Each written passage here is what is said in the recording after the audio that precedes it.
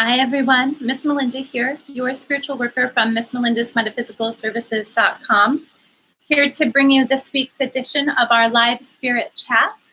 And if you haven't participated in a live spirit chat with me before, we do this every week, and it's a chance for you to participate in a group coaching session and get your questions answered about anything related to developing your spiritual path, developing your spiritual connection, developing your spiritual practice, and everything in between and related. These happen once a week, and I typically schedule them in advance on YouTube as well as announce them in advance on Instagram. So when you follow me in those places, you will be able to see when the spirit chats are going to take place. Also, pretty regularly, I accept early bird submissions for questions, meaning that if you can't be here, or perhaps you need to watch the video later for some reason, maybe you're going to be late, then you can submit your question early and I will answer them first thing at the beginning of the chat. So I do have quite a few early bird questions that were submitted that I'm going to attend to today. And after I attend to those, then I will be happy to take your live questions and answer them to the best of my ability. Hi, Maria. Thank you for joining. Hi, everyone. Thanks for joining. Everyone is here today. Linda's daughter, nice to see you. Perhaps some new faces. Nice to see you all. Thank you. I'm going to take a sip of iced tea. I have a giant thing of iced tea here. And I'm going to jump right in. And one of the things that I wanted to tell you about, because I love to share with you parts of my journey. I'm always talking about how we should be always growing. I feel we should be always growing. I love to be growing and learning and developing. And if I'm not, then I may as well be dying, right? Part of our spiritual journey as spiritual people, as spirits living a human experience, and as people who are developing on earth, as people who are developing as individuals, is to keep growing and keep learning and keep being inspired. So a friend of mine recommended this book to me. It's Tara Moore, Playing Big. Tara Moore, Playing Big. And it's not the kind of thing that I would usually go for. It's kind of a, not really self-help, but it's about women in leadership positions and how to help them be stronger in those leadership positions. And it's really interesting, and I'm glad that I ended up checking it out, even though it's not the kind of thing I usually go for. Usually I read just about spirituality and magic. And this has been great because the author is actually coming from a spiritual perspective in a lot of ways. So there's one thing in particular in this book that so far has made a huge impact on me. I just did this exercise, this visualization, this meditation earlier today about meeting your inner mentor, and it's you who is 20 years in the future, you as 20 years older, and you travel into the future to meet your inner mentor, and you learn about the ideal place for you to be in the future and really what your core self wants for you in the future. And you tune into and connect with that inner mentor as your future self, and therefore learn about the directions and the steps that you can be or should be taking in order to get you to that place. And I'm feeling so great because it was a really powerful exercise. So I wanted to share that with you, and I wanted to recommend it to you, even if this isn't the kind of book you would usually go for, as it's, like I said, it's not the kind of thing I would usually go for. Even if you only want to do that inner mentor exercise, I strongly, strongly recommend it. And not only for women, it can be great for men as well. The rest of the book is kind of geared towards women being leaders in the world, women learning how to speak up for themselves from a feminine perspective in the outer world, things of that nature. But specifically, this inner mentor meditation or visualization is amazing, and I highly recommend it. And even if you don't want to get the book, it's a really interesting exercise for you to play with. Just envision yourself, envision where you want to be or where you think you could be, 20 years from now and get in touch with what that person is like, and get in touch with, view that person as your mentor, as your guide through life, and get in touch with how that future self can really help lead you to making the right decisions now, making the meaningful decisions now that are going to get you to where you want to be. And not only just where you want to be, but where you are truly aligned with being, where your true purpose is. So that's my little PSA for today. We all have an inner critic. We all have an inner critic, and a lot of us really struggle with it. Okay, so I think it's really useful to think about this in the opposite terms as well. We all have an inner critic, but we all have an inner mentor, and it's us. It's a wiser, older, more in tune, authentic, in alignment version of ourselves. Imagine that person guiding you in your everyday life and in your decisions. Okay, I see some people have joined. Hi, Rebecca. Hi, JC Moji. Okay, cool. So as I was saying, I've got quite a few early submissions of questions. Hi, Fabi. Hi, Miracle of Quran. Nice to see you here. Hello from Brazil. Hello from Austin, Texas. So the first question that was submitted to me is, do I need a separate altar for my ancestors, or is that the same altar where I manifest my intentions? So my answer to that is, if you are just starting out in developing your relationship with your ancestors, then you need a separate altar. You need a space that is dedicated specifically to them. If you are not that familiar with how to build a relationship with your ancestors, please watch some of my archived live spirit chats. I've talked about this topic extensively.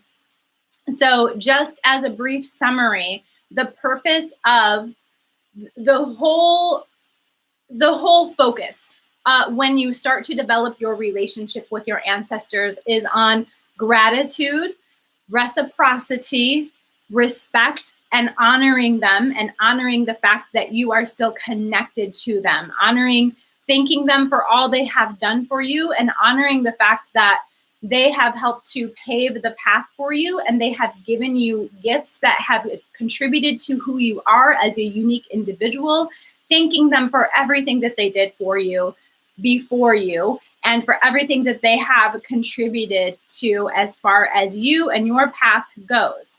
So that is the reason that you need a specific space that is dedicated solely to them. It is an act of dedication, an act of respect, an act of gratitude and honor, even to set up that space and dedicate it to them.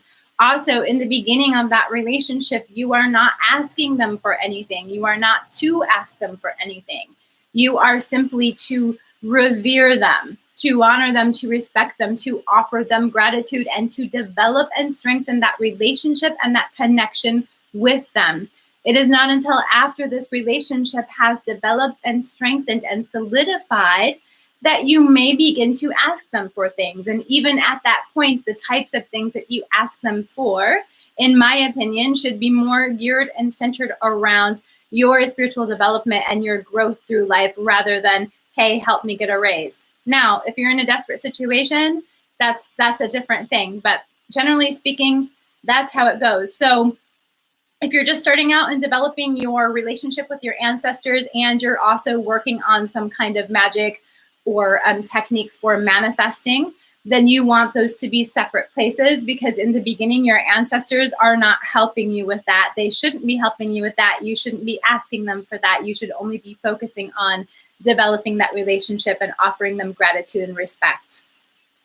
Second question is, how do I connect to the astral plane? So the astral plane, in my opinion, is someplace that we go when we are asleep. It is a spiritual plane that we have access to when we are sleeping. Now, does that mean that we have to be asleep to access it? No, you can also learn how to put yourself in a meditative trance or a light trance to access it. Does it mean that every dream that we have is accessing the astral plane? No, only certain types of dreams are accessing the astral plane. So the easiest way for a beginner to start to work consciously with connecting with or traveling to the astral plane is to do what is called dream incubation. Dream incubation is a technique of core shamanism, in which you set an intention for your dreams, what you are going to do in your dreams, what you are going to accomplish in your dreams, who you are going to interact with in your dreams, what kinds of problems you're going to solve in your dreams, or where you're going to go in your dreams, etc. There's a wide variety of things you can do in dream work.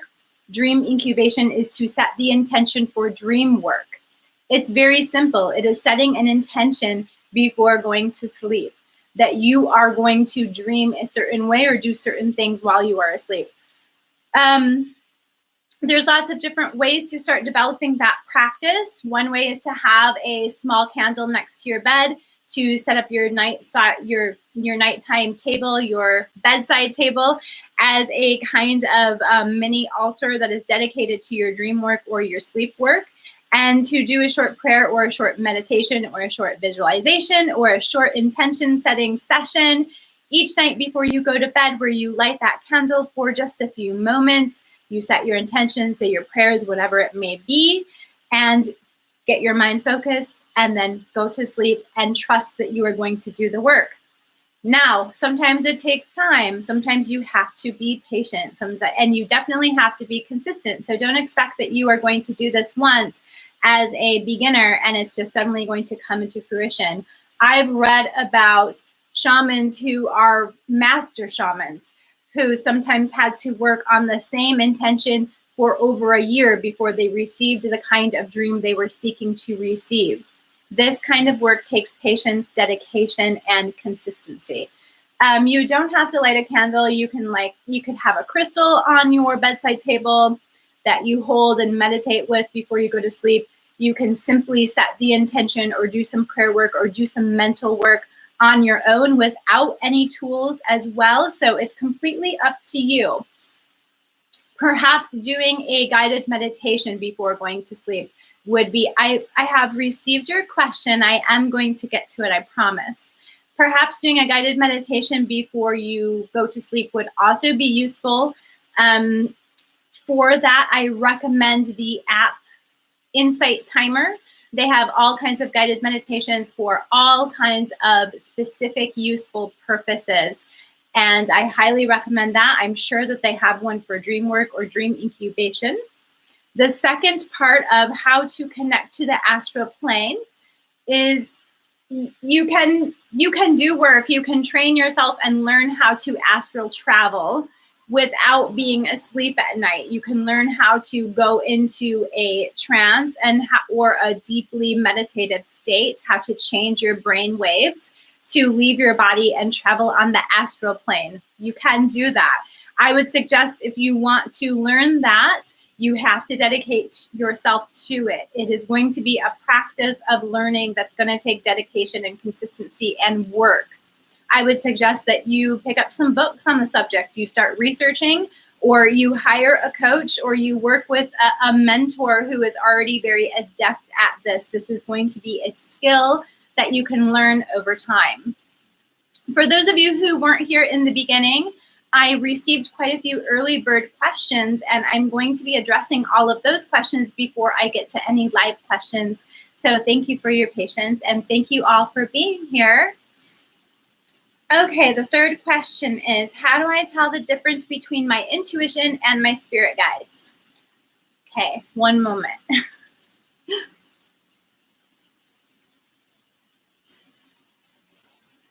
How do I tell the difference between my intuition and my spirit guides? The first thing that you need to do in order to differentiate between these types of things is be very, very in tune with your own intuition and how your own spiritual connection works, right? So you can think of this as intuition. You can think of this as psychic abilities. You can think of this as your spiritual connection or your energetic connection. Whatever the terminology is, there are slightly nuanced differences that go with each of those. But whatever the terminology is that is comfortable for you and that fits with your belief system or your worldview, that is the thing that you need to be very much in tune with. in order to get in tune with your intuition, start a meditation practice. In addition to your meditation practice, begin a daily exercise. Every time that you think of it, every time you remember to do so, check in with your feelings and see how you are feeling. Specifically, how are you feeling in relation to the actions that are happening in the world around you, the interactions you are having with people, the news you receive, the activities that you take part in, the communications that you have. How are you feeling moment by moment? Not only how are you feeling like mentally, how are you feeling in your heart, in your body, in your skin, in your physical sensations?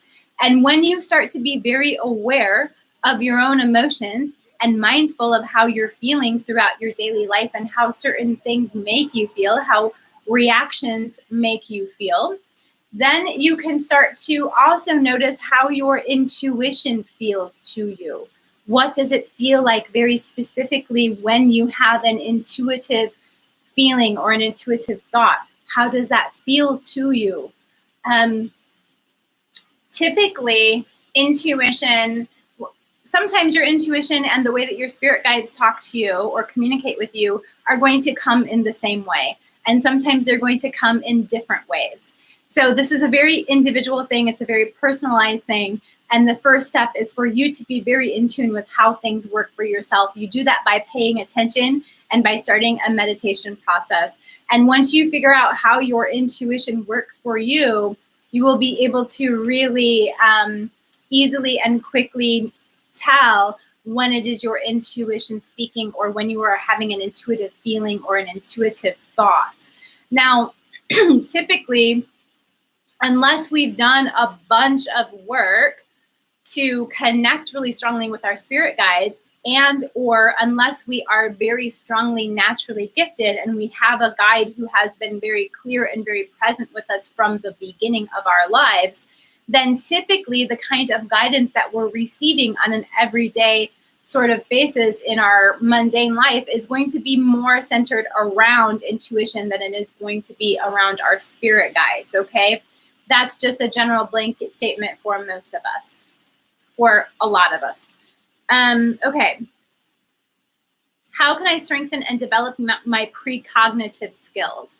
Same answer as the last one that I just had. Start a meditation practice. Start to work on this very consistently.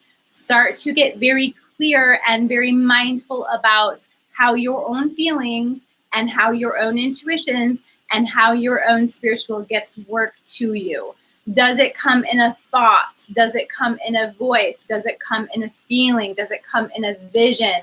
Does it come in a sensation? Does it come in a smell? Okay, those are the kinds of things you need to pay attention to. Does it come in a dream? Once you hone in on how your messages are coming to you, then you can work on specifically developing that skill or that gift or that sense.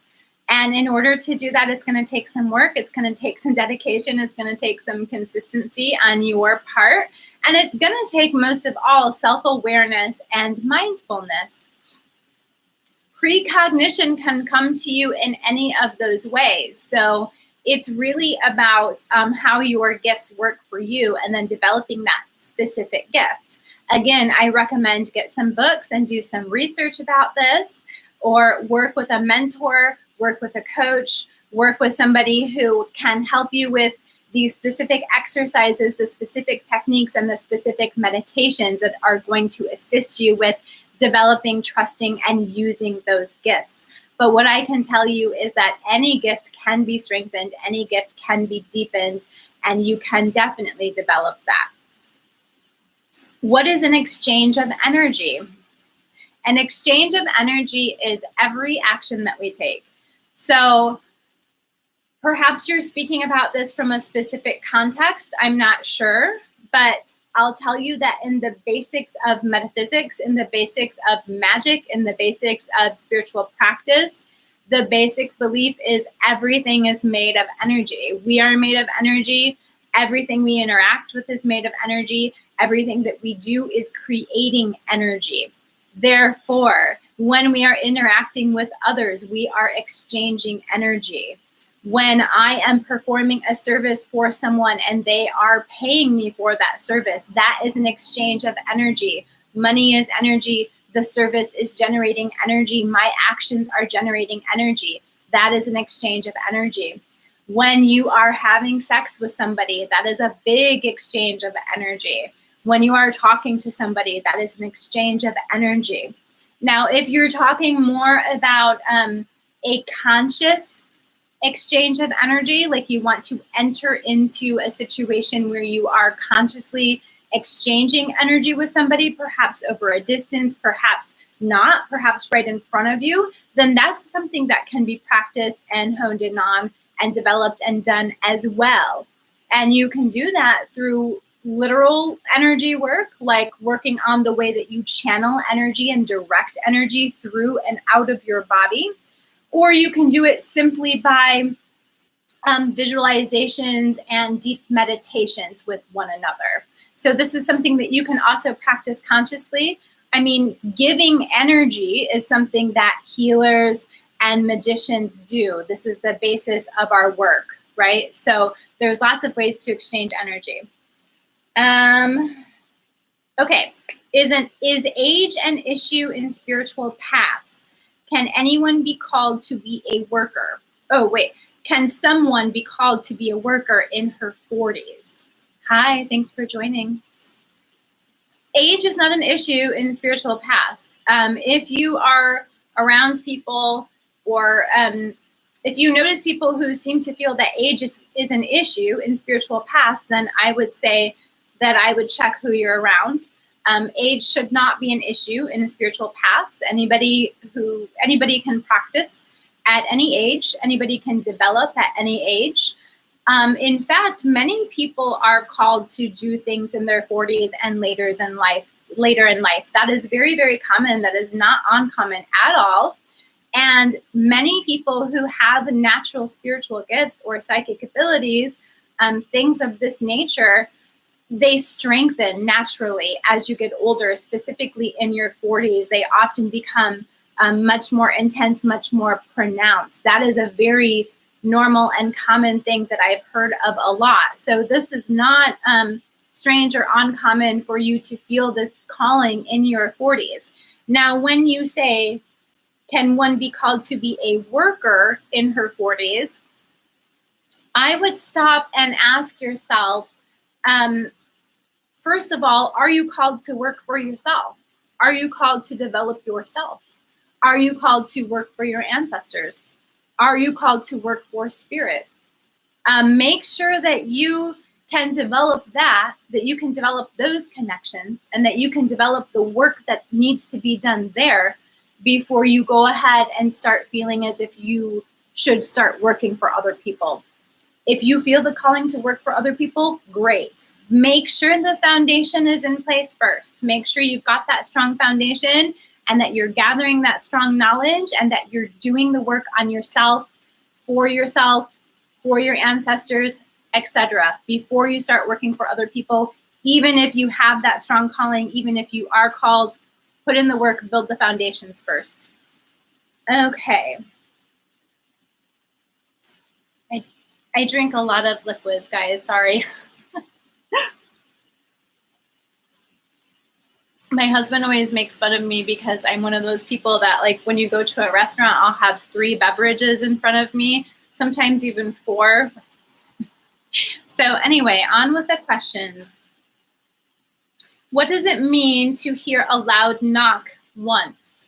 So ruling out any kind of physical activity that could have been going on, like someone who snuck up to your door or something. Let's just pretend we've already ruled all of that out, that you've heard a loud knock and you know for a fact that it didn't come from anything physical.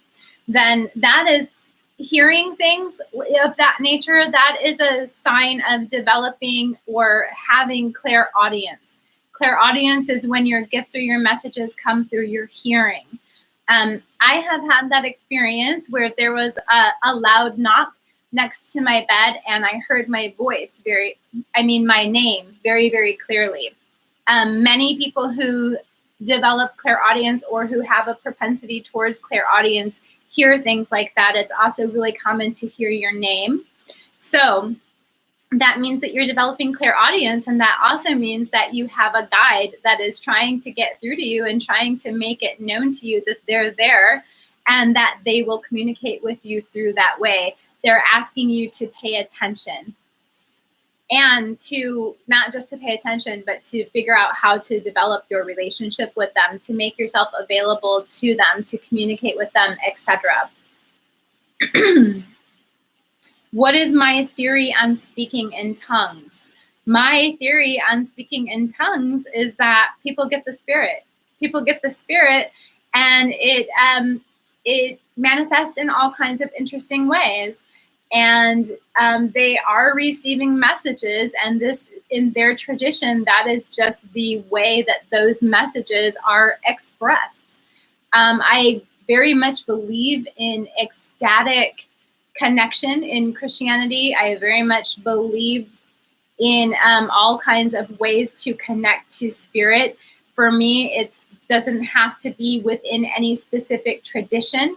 There are many different forms of Christianity in which they are having these intense spiritual experiences. They are connecting and they are receiving messages. And that's what I believe that speaking in tongues is receiving messages. And it just so happens that in that tradition, that is how those messages come out. Can you fix? I think I have more to say about that. That is a form of spiritual channeling when you receive spirit that way. And it's also a specific form of channeling that happens in a group. So I forget the exact terminology, but it's like ecstatic communion or something.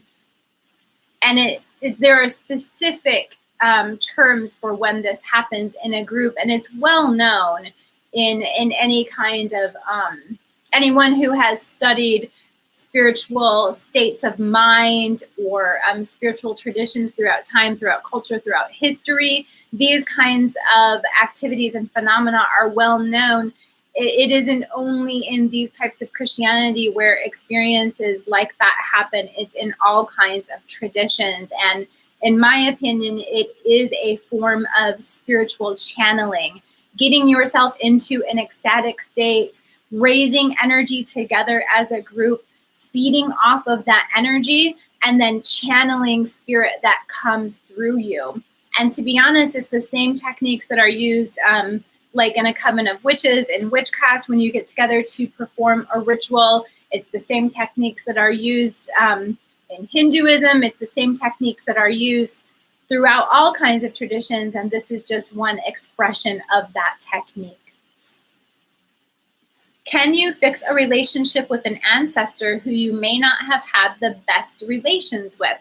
Absolutely. In fact, many would say, especially those coming from a spiritualist tradition, that that is part of the purpose of having a relationship with an ancestor, is to fix, is to heal. Part of the reason that we have relationships, a big part of the reason that we have relationships with ancestors, is the reciprocal healing. So it is our job to assist with healing them through light, through illumination, through clarity, through water, through veneration, through honor, through gratitude. And when you really develop that relationship and you really work on that relationship, then you will get to a point where you can definitely assist with healing them or spiritually elevating them. That is part of the purpose. Also, when our ancestors, when our loved ones passed on, especially after some time has passed, they are going through their own spiritual evolution. They are going through their own process of growth and development as spiritual entities and getting more in tune with their purpose. We all have purposes beyond this life, and sometimes that purpose is to help humans. Sometimes it's not, sometimes it's other things. But the point is they are going through their own process of continuing to elevate, right? So flaws that they may have had, character flaws that they may have had, or things that they may have done in their life, a lot of times that is not present in them as spiritual entities. That was just their manifestation as a human. That was like part of the thing that they agreed to take on the human plane in order to assist them with their own growth and learning and evolution, and as well as in order to assist us with our own growth and learning and evolution. So after they have passed on, they don't necessarily have those characteristics anymore. And we can look at the relationship in a new way. And when we look at it as a reciprocal relationship for the benefit of both of our spiritual evolution, then the possibilities open up to really enter into something that helps to heal both of us and helps to elevate both of us. I'm glad that you're enjoying it, Bill. I'm nearing the end, so I'll be able to take some other questions in just a moment. Thanks for your patience, everybody. So I have a question here that's the same as one of my questions on the screen. I'm not sure if it's the same person or not. But the next question is there a substitution for graveyard dirt in spells? Absolutely. The substitution that I like is patchouli. I don't think a lot of people know about that, but patchouli is one that has been traditionally substituted for graveyard dirt. And just like graveyard dirt can curse or heal, patchouli can also curse or heal. And just like graveyard dirt can work as a hex breaker or a curse breaker, patchouli dust can also work as a curse breaker or a curse, getting rid of curses. Patchouli, I like to use patchouli bark. And that means it is the whole plant. It is the roots. It is the stems. It is the leaves. It is every part of the plant. It is more powerful because it does have the root. So that's what I most strongly recommend. Now, that being said, you can also use other kinds of dust or dirt. If you want to use dirt, but for some reason you don't want to use graveyard dirt, you can use other kinds of dust or dirt. So, for instance, let's say that you have a legal matter, then you can use dirt from a courtyard. Let's say that you need to deal with the police or a matter with the police or protection from the police or building a relationship with the police. You can use dirt from the police station. Let's say that you're dealing with communication, then you can use dirt from the post office. Let's say that you're dealing with protection of your home, then you can use dust or dirt from the four corners of your house, on the outside of your house. The list goes on and on. Also, you can use crossroads dirt or dust for many of the same purposes that you can use graveyard dirt or dust. So my herbal or botanical recommendation is patchouli bark. And then the other thing is, if you still can work with dirt or dust, but you just don't want to use graveyard dust, then there's lots of other dirts. All right. Last question. Last question from the early submissions. Will candle magic give you bad karma? Absolutely not. This question is something that I need to explore a little bit further because it goes into the concept of karma, which is something very misunderstood as well as erroneously defined in our Western culture. We tend to think of karma as this very simplistic thing. Like, yes, it's true. It is a scientific fact. Every action has an equal reaction, right? For everything that we do, there is a reaction. We do change things with every action that we take. That's true. But we tend to think of karma as being this very direct, very specific thing. Like, someone cut us off in traffic. Well, now they're going to go down the street and someone's going to cut them off, or they're going to get in an accident or something, right? Someone was mean to us in a relationship. Well, now they're going to go and someone's going to be mean to them in a relationship. We think of it as this very literal black and white thing. Karma is a much more complicated concept that comes from Buddhist traditions. And it's part of our spiritual contract that we have entered into in this life. The concept of karma is the things that we have agreed to experience and to endure and to learn when we are here in this life, in this incarnation. Okay, it's the concept of karma is not about like you're getting paid back for something that you did. That is a very Western idea, which has been kind of twisted around, simplified, and changed up from a Buddhist concept that is much more in-depth and much more spiritual. So I would take the word karma out of that. And I would also say, so the question is like, are you going to get bad energy or are you going to get negative repercussions for practicing candle magic? Well, it depends on what you're doing. In the way that I practice, I believe that what you're doing needs to be justified. If you're doing something that's like heavy-handed or of the dark arts, etc., then it needs to be justified. Now, if you were somebody who was just like doing a bunch of magic willy-nilly, trying to control other people, trying to force other people to do things, putting curses on everybody who makes you mad, you know, things of this nature, then you're probably going to incur some bad energy coming back at you because it's not justified and because you're being irresponsible and because, you know, you're being childish and you're doing things that you shouldn't be doing in life, right? So, but in general, candle magic is not going to bring you bad energy. If it was, I wouldn't be doing it. If it was, then I would be screwed and my whole life would be a shambles because I've been practicing candle magic every day for many years. So I am an example that candle magic is not bringing you bad energy. Okay, I hope that clears that up. I think that the thing is, I think the crux of this question is that people assume that if they're asking for something or they're trying to make something happen, then there's somehow like manipulating the universe or changing the course of fate. And therefore there are going to be negative repercussions or something is going to be taken away from them. So that's a twofold thing. The first thing is the core belief that if you manifest what you want, then you're going to be somehow punished or something is going to be taken away from you. I would encourage you to examine that thought process, examine that belief that you can't manifest what you want without being punished or having something taken away from you.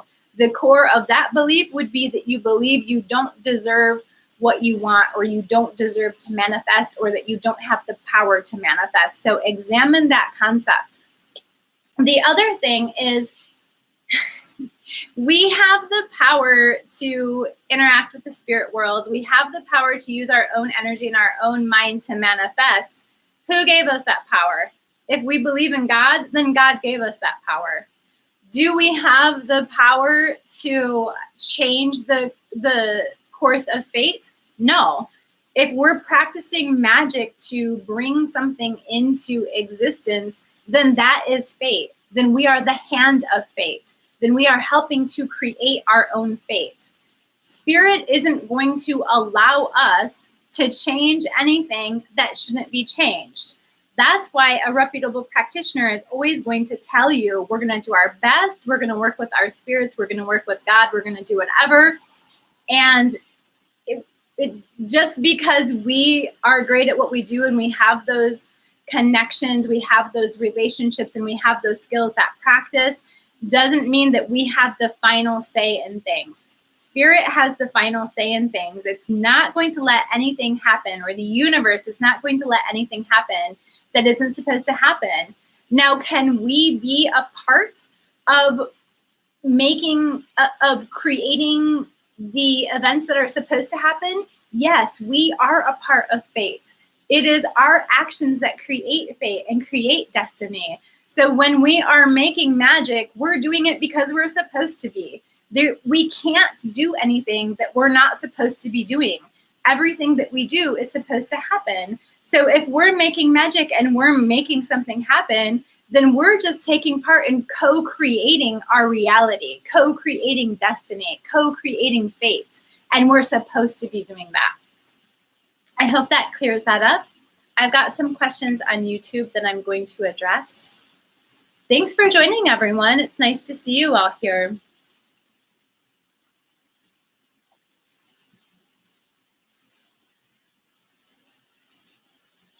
Learning to read tarot cards. If I have a card facing me upright, yet of course reversed for the person I am practicing on, then do I read it how I see it or how the person across the table sees it? You need to set that intention in advance about how you need to set that practice and intention for yourself. It depends on your intention and what you're comfortable with. So you should kind of have a rule set in place for yourself, like this is how I do it, and set that intention. And then every time that it comes up in your reading, you know, this is my method, this is how I do it. I don't read cards in a really traditional way. I have my own way of doing a lot of things associated with the cards, but I know what that way is and how things work. So when those things come up for me, I have my own rules set in place. And that's what you should develop as you're learning your practice and honing in on your practice. It is a powerful practice to wear conjure oils. Is it a powerful practice to wear conjure oils? Do you feel it helps to start the day applying oil and outwardly starting requests or intentions? Does layering oils of similar oil help as well? The answer to all of that is yes. By the way, I didn't say hi to Linda. Hi, Linda. Thanks for being here. So it is a powerful practice to wear conjure oils. Now, what I would say about that is it's something that needs to be coupled with intention. It's something that needs to be coupled with some other kinds of work. So I have seen a lot of people who purchase an oil and they just put it on, or they just, put it on something, and then they say, this oil doesn't work. And it's like, did you do anything else in conjunction with your oil? Did you do any praying? Did you set any intentions? Did you do any affirmations? Did you do any petitions? Did you, set any intentions? Did you do any visualization? Where's your thoughts? Where's your head when you're doing this? How are you enforcing this as part of your practice? Okay, because it's not all about the ingredients. It's about your practice and your mindset and what you're doing as well. So yeah, it is a powerful practice to wear conjure oils, but couple it with something else. Couple it with setting your intentions. You're asking, do I feel like it helps to start the day applying the oil and outwardly stating the requests or intentions? Absolutely. If that's something that works for you, then yeah, adding that extra layer of conjure oil is going to definitely help to strengthen those intentions, strengthen those affirmations, and help to bring that fruition to you, especially when you're creating a daily habit of it. So there's a couple of things that go along with that.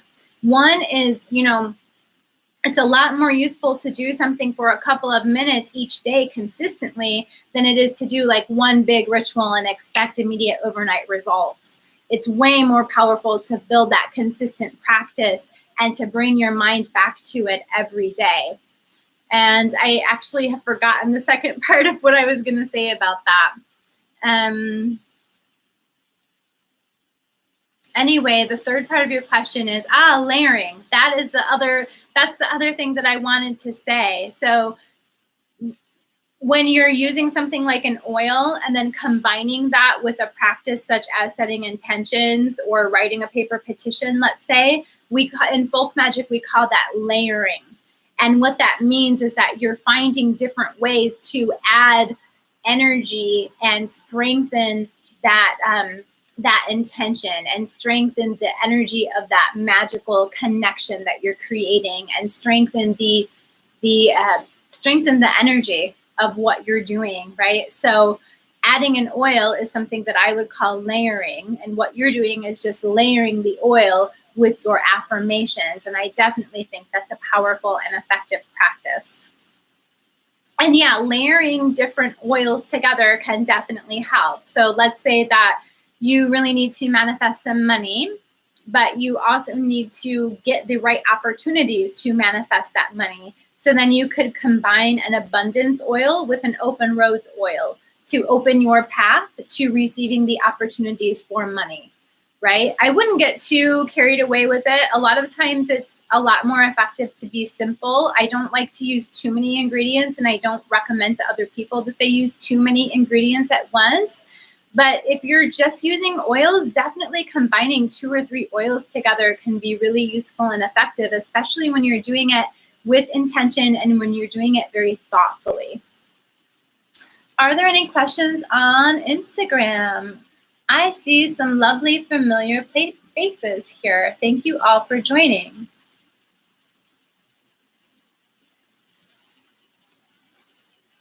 King Sir Gabriel, nice to see you. Thank you for being here.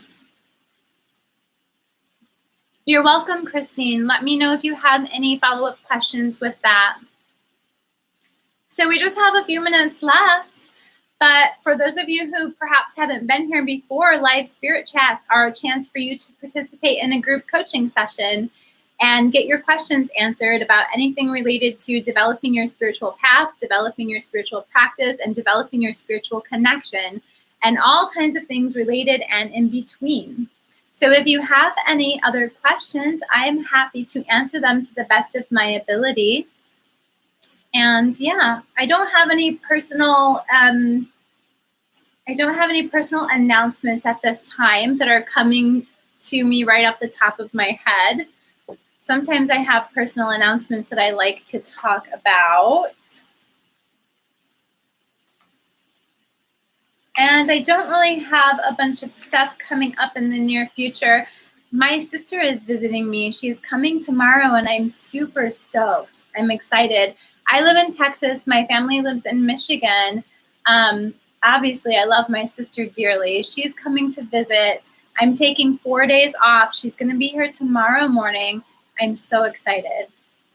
It's going to be great. That's my personal announcement.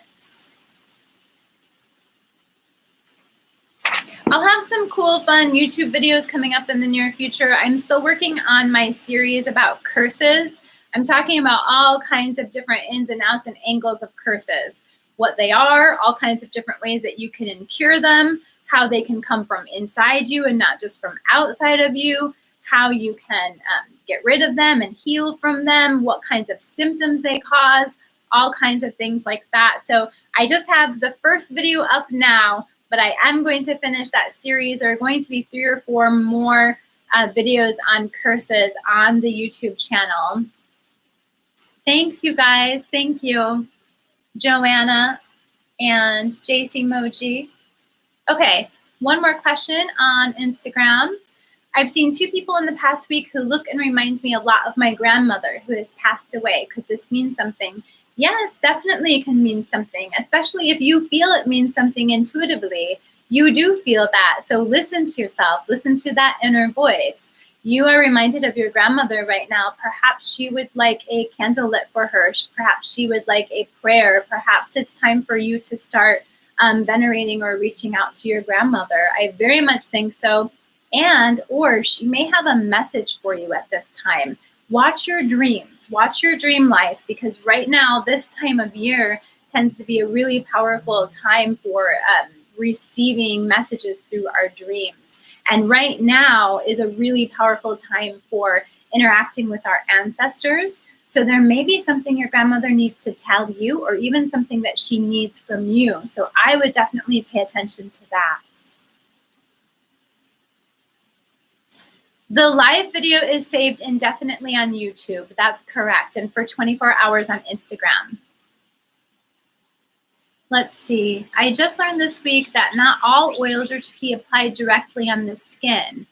Yeah, for sure. So you need to make sure, most people who make conjure oils make them to be applied on the skin, but that's something that you need to be communicating with your practitioner about, or the creator of your oils. From what I know, and from the oils that I use and the people that I know who make oils, most oils are made to be safe on the skin, because that's a big part of this folk magic, is that you can use them in your bath and beauty routines and on your skin. Okay, that's a big part of folk magic. But again, check with the individual practitioners about that. And obviously, oils that are going to be heavy-handed, they won't be good to use on your skin. You don't want to use a banishing oil on your own skin. You're not going to want to use anything that has the potential to have like hot peppers or something in it. But the purpose of making a conjure oil, or one of the basic premises of making a conjure oil, is that you put it in a carrier oil that is safe for your skin, because you are going to be handling that oil. Even when you apply it to your candles, you have to touch it. So it needs to be safe for your skin, generally speaking. And Christine, I do apply a Van Van oil to my skin quite regularly, and it is safe. But check with your practitioner or your maker. Any advice for a love tonight? I'm not sure what you mean exactly. Perhaps you mean to attract love into your life, or perhaps you mean to strengthen a love connection. Perhaps you're going to be spending some time with someone that you love tonight, and you're wondering how to make things go smoothly. Maybe you can elaborate a little bit on that, and I can help you with that question. And as I was speaking to you, the image of rose quartz is coming to my mind. I don't know if you have a connection with working with stones or working with crystals, but if you do, I recommend that you carry some rose quartz with you. And my other recommendation is just general. My other recommendation is to go into the situation with an open heart, to make sure that you have an open heart and that you are open to feeling, receiving, and giving love. Even spend some time before this evening. Spend some time just focusing in on your heart center, focusing in on the feelings of love and how that feels to you, how your heart feels when it is filled with love. Focus on how your heart can expand to give and share and feel and encompass love. Just focus on the feeling of love and actually summoning it up in your body, summoning it up in your heart chakra, and really spending some time feeling it and letting it spread, letting it grow, letting it surround you. Okay, so you want to attract new love. So everything that I just described is a great way to attract new love. Definitely spend some time working with the energy of love the way that I described. That is going to help you attract new love into your life. Any other questions from anybody?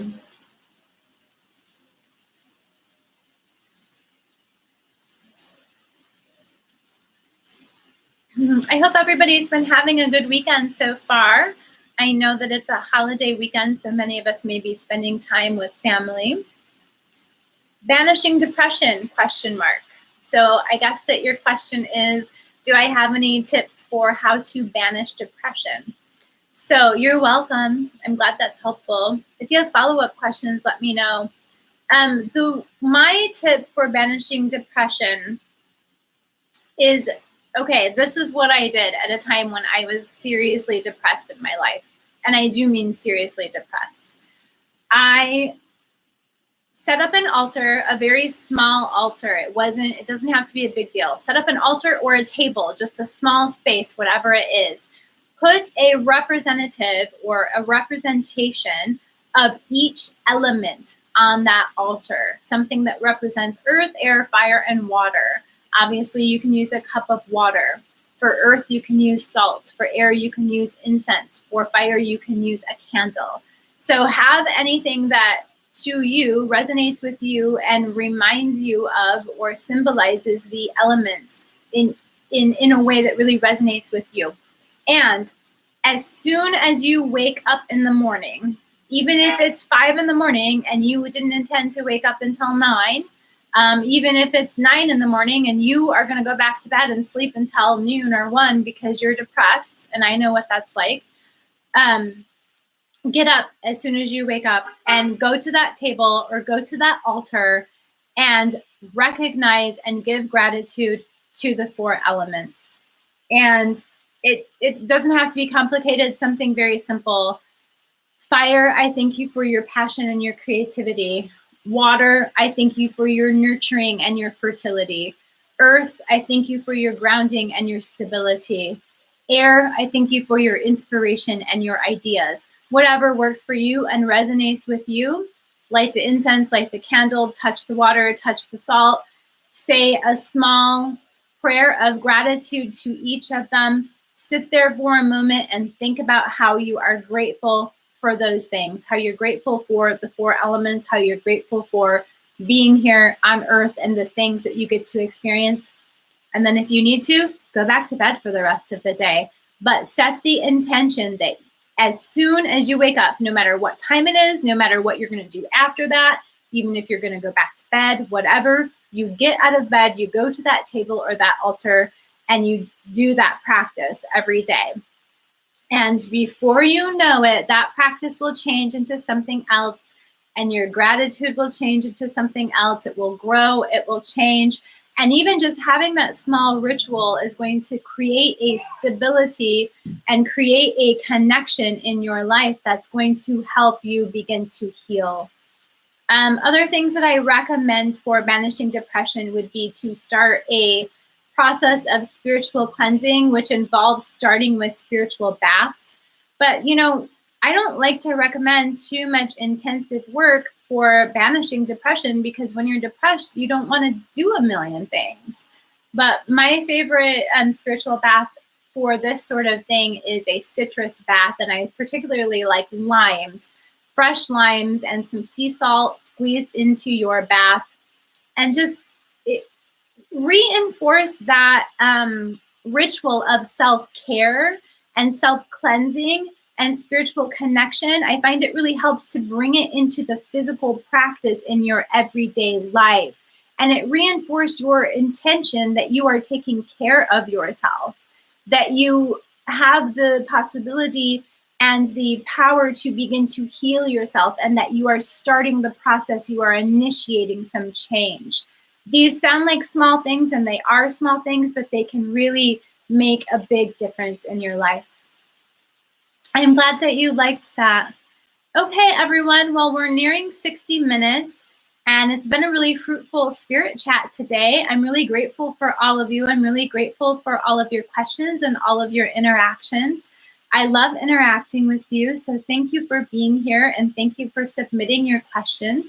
I hope that you all have a lovely weekend, and I hope that you stay blessed. And don't forget, these are scheduled in advance, and you can tune in on YouTube or you can tune in on Instagram, and they are archived on YouTube as well. So thanks so much, everyone. Stay blessed and take care.